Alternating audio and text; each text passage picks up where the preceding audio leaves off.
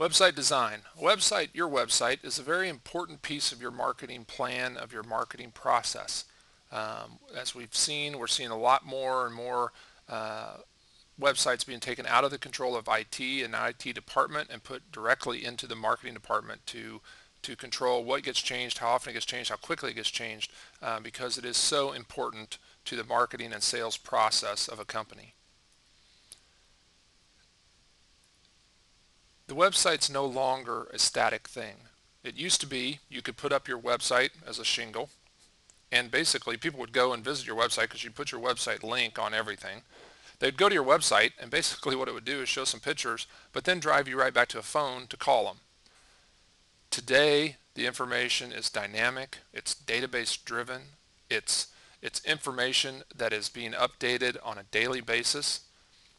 It's not saying that you have to update your website on a daily basis. There's things that we do, we actually call wildcards, where we have information flip out as every time the person visits the website, this information refreshes and changes. So that way it looks like the website's being updated on a regular basis, which gives the visitor the illusion that something is going on with this company. I've got to be connected with them because they're moving and there's a lot of stuff going on.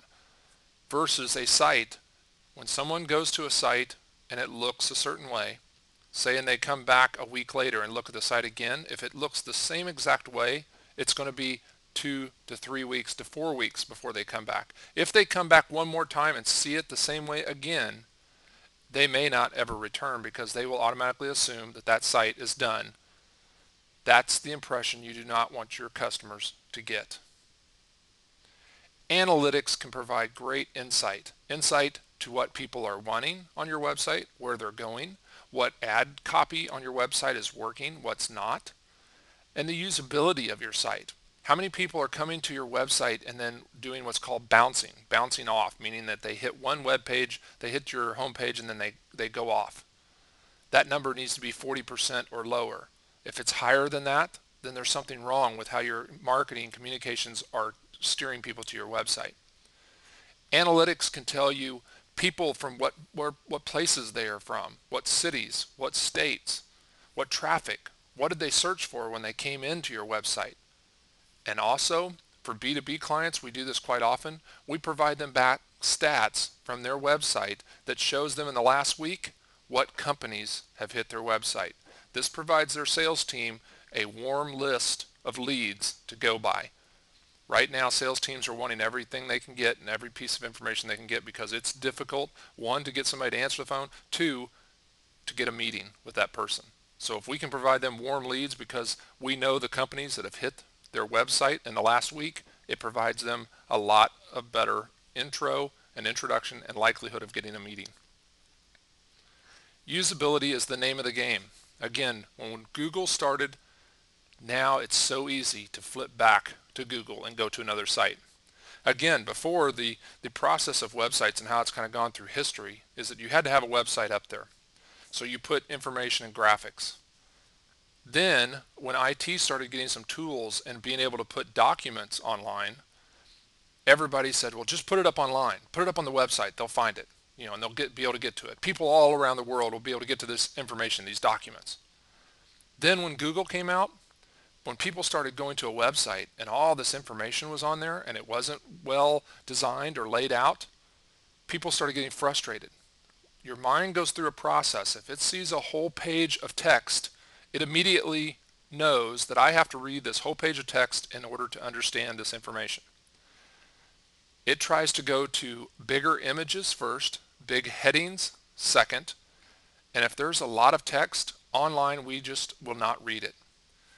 Every channel's a little bit different.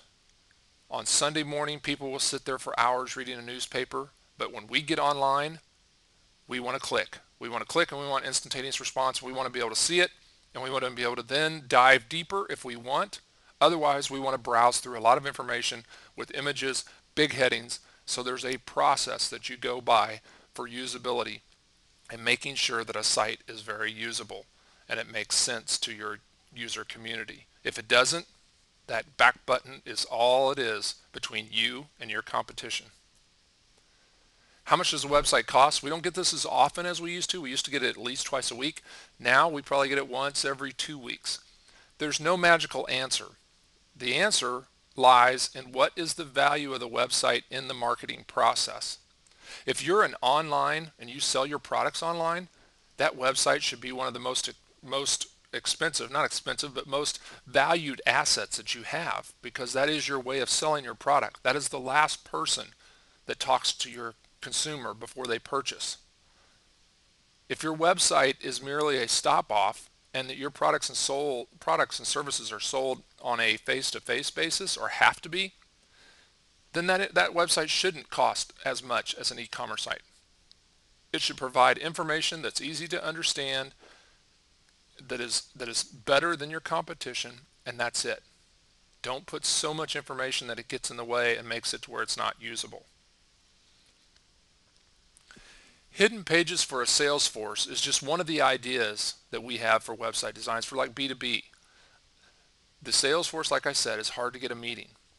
What happens? Salesperson calls up, tries to get a meeting. The person says, no, I don't have time for a meeting. Salesforce person then goes and says, hey, can I send you a link to where you can visit our website and look at some information and look at a video at your own convenience? Majority of the time, the person will say yes.